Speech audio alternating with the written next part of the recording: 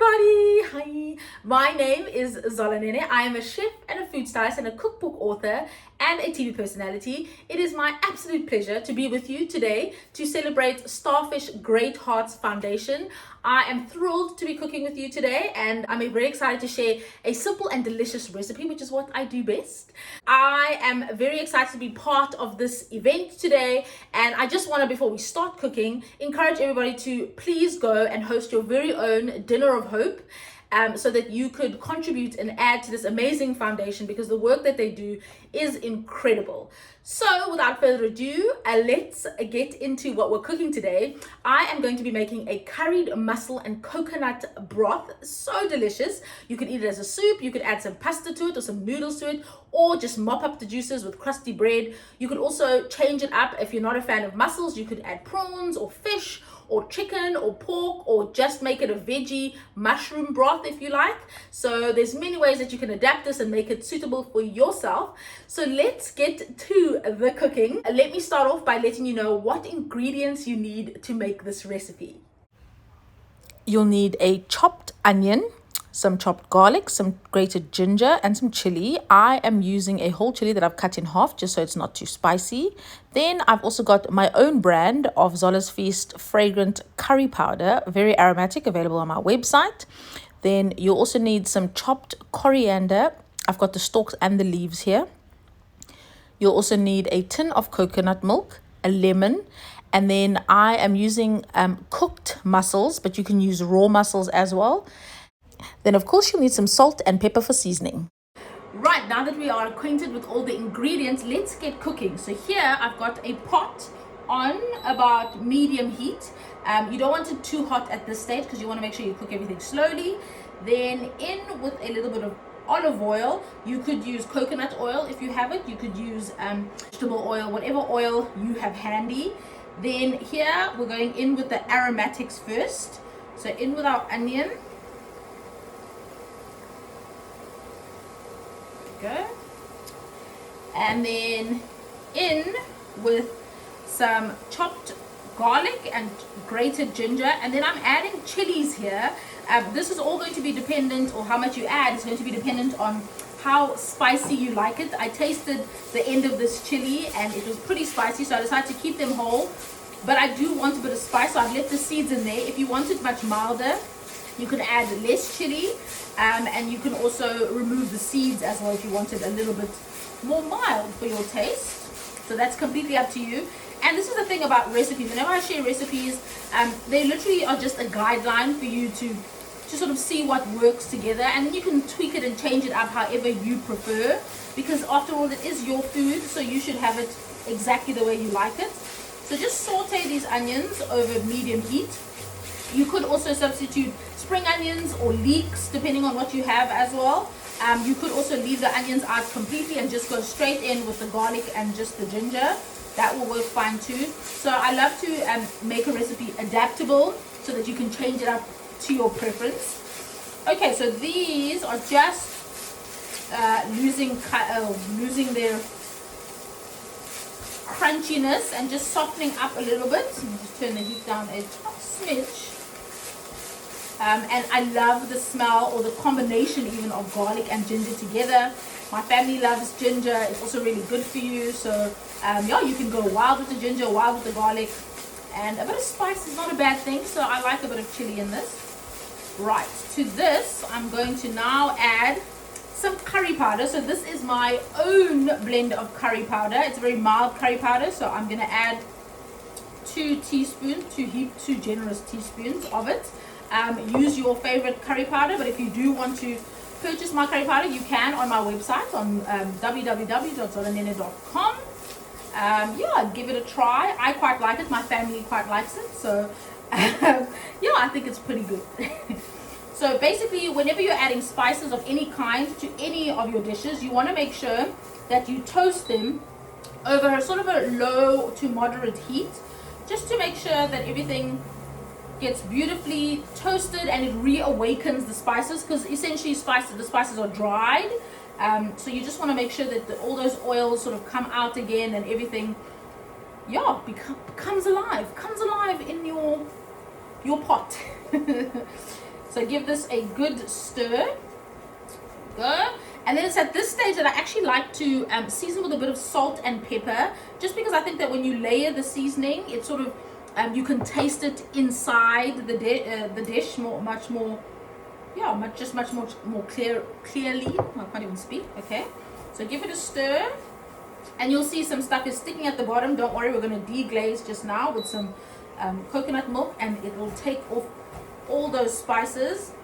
So I mentioned before, and I encouraged you at the beginning to make sure that you host one of the Starfish Great Hearts Dinners of Hope for yourself, and invite your friends and cook with them and cook for them. Then you can all sort of contribute to the great work that they do. They support different places or organizations, over 15 if I'm not mistaken, throughout the country, which is really, really wonderful. And just giving people who have less a little bit, of hope and some encouragement, and feeding them, and just making sure that certain things are taken care of that we possibly take for granted, but they're doing the groundwork. So do your bit and host yourself a dinner, and maybe cook this. How about that? Cook this dish and see what your friends say.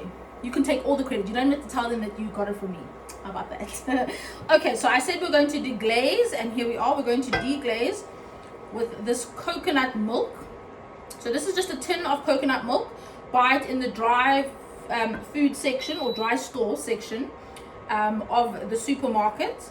Very easy. Make sure that you shake the tin before you open it, because often, I've made that mistake many times, where I sort of open the tin and then all the cream, the solid cream, is at the top, and then it's like, oh no, it's all split. But it's not. Just give it a good stir, and if you just shake the can beforehand, that should be sufficient to make sure that everything mixes together. Okay, so then what we want to do here is make sure that this comes to a simmer. So I'm just going to pop a lid on for a few minutes and bring that to the boil. And while that happens, let me talk you through the mussels. For those people who don't generally cook with mussels, or are just afraid to cook with mussels, let me give you the lowdown. So here I am actually using pre-cooked frozen mussels, which is why they're open already. So if you're nervous about it, you can at the supermarket get them ready cooked, and then you know that they're safe, and all you have to do basically is reheat them in the broth. If you are using fresh mussels, there are a few rules. So fresh mussels should always be tightly closed. Okay, if you do find one that is open, if you pinch it, it should stay closed once you unpinch it again, and that's how you know that it's still fresh. The golden rule for mussels is once you cook them, if they are not open, discard them. Don't even risk it. Don't take any chances. Just discard them, throw them away, because more than likely that mussel was dead before you cooked it. So that's basically the rules. There really is nothing to be afraid of. Don't stress yourself. Mussels are delicious. You just have to be wary. And once it's if you get one on your plate that is closed, don't try to pry it open with like a fork or anything. Just let it go, like Elsa says. Okay, so once this is simmering, so this is simmering really nicely now. We've got a real good rolling boil here. Give it a good stir, and like I said, this is so simple. This was literally the main labor of things here, was getting this broth done, and all the chopping that happens before. So here I have, which I mentioned in the ingredients before, is chopped coriander, and this is the leaves and the stalks together. So you want a lot of coriander, because that's like the main flavor profile of this broth really. So I'm just going to add most of it and just leave a little bit just for the end. Because it's got the stalks in there, it's going to have lots and lots of flavor. Now I know, and it's also going to change the color a little bit and give you those green flecks, which is really lovely. If you were using fresh mussels, I would add them now and then pop the lid on and cook them a bit more. But because I'm using cooked ones, all I said, like I said, need to do is warm them through. So I'm not going to pop them in just yet. I'm just going to bring my sauce to the simmer and just let it simmer a little bit more. On the coriander front, now I know there are a lot of people who don't really enjoy coriander, and I actually read that it's a genetic thing. It's to do with the way that they they taste the flavor notes of coriander. So don't worry, if you don't like coriander, you don't have to use it. You could just use a bit of parsley would be wonderful in this as well, or the greens of spring onions would also be wonderful. It is a very different flavor, but it's still going to be a delicious flavor. Right, so we've got a rapid boil here. I'm going to go in with our mussels. Remember, these ones are cooked already, so all I need to do is warm them through in this broth. It already just looks so delicious. I mean, the smells are incredible already. And this would be so wonderful if you wanted to now add some rice noodles. So some soaked rice noodles would be fantastic in here. Even egg noodles would be great. You could serve this with a side of rice. I'm just going to pop the lid on. You could serve this with just some crusty bread. You could serve it as a soup, of course, like I'm going to do. So the options are really endless, and it's up to you. And it's such a versatile dish that you can change up in many ways.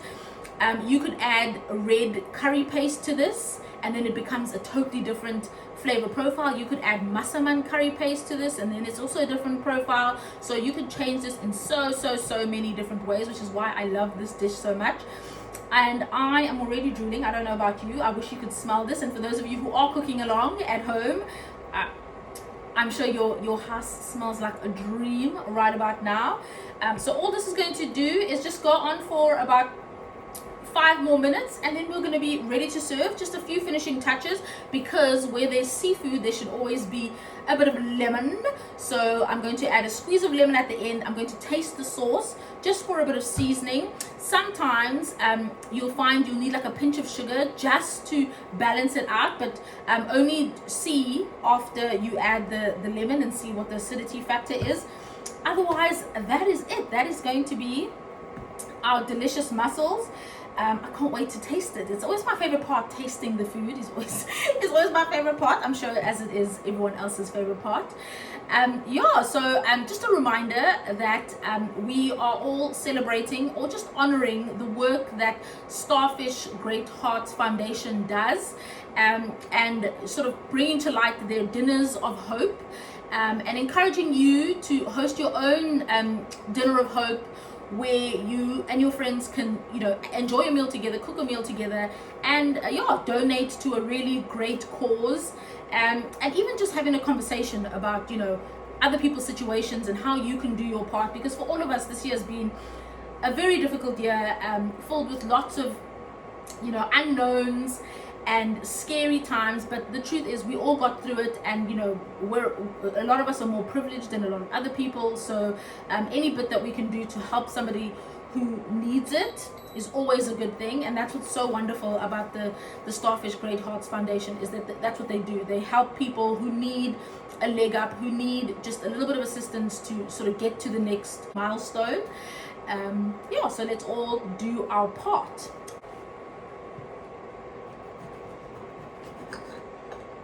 Okay, lemon.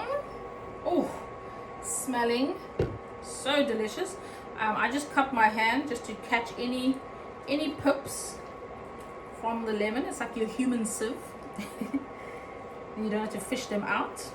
There we go. Those pips. Give it another good stir, and then I'm going to taste it. The mussels have absorbed all of that delicious coconut broth. So delicious. And like I said, anything to soak up all of these juices would be so fantastic. So let me give it a taste at this stage, just to make sure the seasoning's good.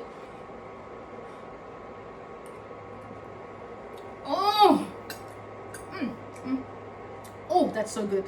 I'm going to do a little bit more salt,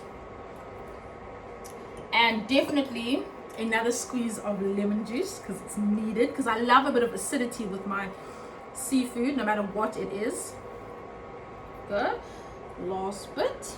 Give it another good stir, and that's it. It is ready to serve as you will and as you like it. This would be a really great starter for your dinner of hope. It would make a great main course, just an abundance of mussels. Just get lots of mussels. Actually, a combination of seafood would be really great in this. Some prawns, some fish, all cooked in this broth. Lots of crusty bread. Everybody will be really, really, really happy. Yeah, and that's it. That is my delicious, delicious curried coconut mussels. So simple to make, so delicious, and I hope that you will give it a try. Please do let me know if you do give it a try. I hope that you all really enjoy it. Thank you once again to the Starfish Great Hearts Foundation for having me today. It's been an absolute pleasure. I hope that you enjoyed cooking along with me. Once again, I hope that you guys have successful dinners of hope, that you all host yours, and I hope that my delicious mussels will feature in some of the dinners of hope. Thank you once again. I salute you, Starfish Great Hearts, for the amazing work that you do. Thank you for helping where it's needed. We appreciate you, especially now more than ever. We are so grateful for the amazing work that you do. Thank you once again for having me. I hope you enjoyed. Bye.